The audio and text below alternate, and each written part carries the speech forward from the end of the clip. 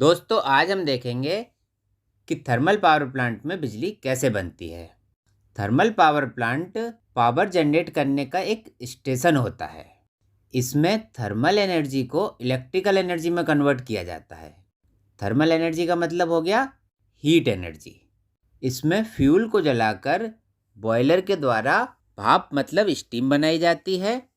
Fuel के लिए कोयले का, राइस हस्क का, बगास का, इनका यूज किया जाता है, लेकिन कोयला इन सब में सबसे अच्छा फ्यूल माना जाता है। इसका रीज़न ये है दोस्तों, क्योंकि इसकी कैलोरीफिक वैल्यू सबसे ज़्यादा होती है।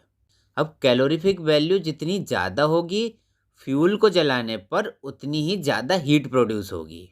जब हम कोयले को जलाएंगे तो उससे जो हीट प्रोड्यूस होगी वो राइस हस्क, बगास, इन सब से ज़्यादा प्रोड्यूस होगी। इस फ्यूल को एक भट्टी में जलाया जाता है जिसको फर्नेस कहा जाता है। अब फर्नेस में फ्यूल को एक कन्वेयर के द्वारा लाया जाता है। दोस्तों हम सब जानते हैं कि फ्यूल को जलाने के लिए हवा की ज़रूरत होती है। इस हवा को देने के लिए एक मोटर लगाई जाती है जिसे एफडी फैन कहा जाता है। एफडी फैन का मतलब होता है फोर्स ड्राफ्ट फैन। अब देखो, जब फ्यूल जलेगा तो बॉयलर में धुआं भी उठेगा, तो बॉयलर में जो फ्यूल जलने से धुआं बन रहा है उसको इंड्यूस्ड ड्राफ्ट फैन मतलब आईडी फैन से खींचकर चिमनी के द्वारा एनवायरनमेंट में छोड़ दिया जाता है। दोस्तों मैक्सिमम हम वाटर ट्यूब बॉयलर का ही यूज करते हैं। वाटर ट्यूब बॉयलर में ट्यूब्स में पानी रहता है और बाहर फायर रहती है। इसके अलावा लो प्रेशर के लिए हम फायर ट्यूब बॉयलर्स का भी यूज करते हैं। फायर ट्यूब बॉयलर्स में ट्यूब के अंदर फायर रहती है और बाहर पानी रहता है। तो वाटर ट्यूब बॉयलर की बात हम करने जा रहे हैं। अब फर्नेस के चारों ओर ट्यूब्स में पानी भरा रहता है। इस पानी को ट्रीटमेंट करके बॉयलर की ट्यूब्स में भेजा जाता है।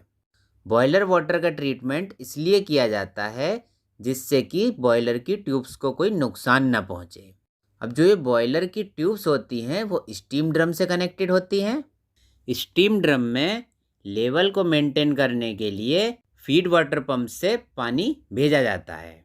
स्टीम ड्रम में आधा पानी आधी स्टीम रहती है।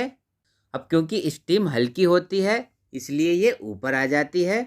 इस स्टीम को पाइपलाइन के द्वारा स्टीम टरबाइन को भेज दिया जाता है। टरबाइन को भेजने से पहले स्टीम को सुपरहीट किया जाता है। सुपर हीटेड स्टीम का मतलब होता है कि उसमें से वाटर को रिमूव कर दिया जाता है। स्टीम को सुपर हीटेड स्टीम में बदलने के लिए सुपर हीटर्स का यूज किया जाता है। जब स्टीम टरबाइन के ब्लेड्स पर पड़ती है तो टरबाइन रोटेट करने लगती है। टरबाइन रोटेशन से हीट एनर्जी मैकेनिकल एनर्जी में कन्वर्ट हो जाती है।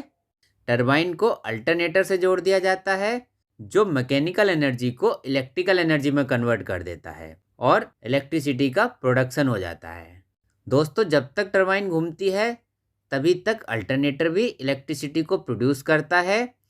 टरबाइन जब घूमना बंद कर देती है तो अल्टरनेटर भी इलेक्ट्रिसिटी प्रोड्यूस करना बंद कर देता है। टरबाइन से कंडेंस स्टीम को वापस बॉयलर में भेज दिया जाता है। इस प्रकार ये एक रैंकाइन साइकिल बन जाती है। इस सभी प्रोसेस को ऑटोमेटिकली कंट्रोल किया जाता है।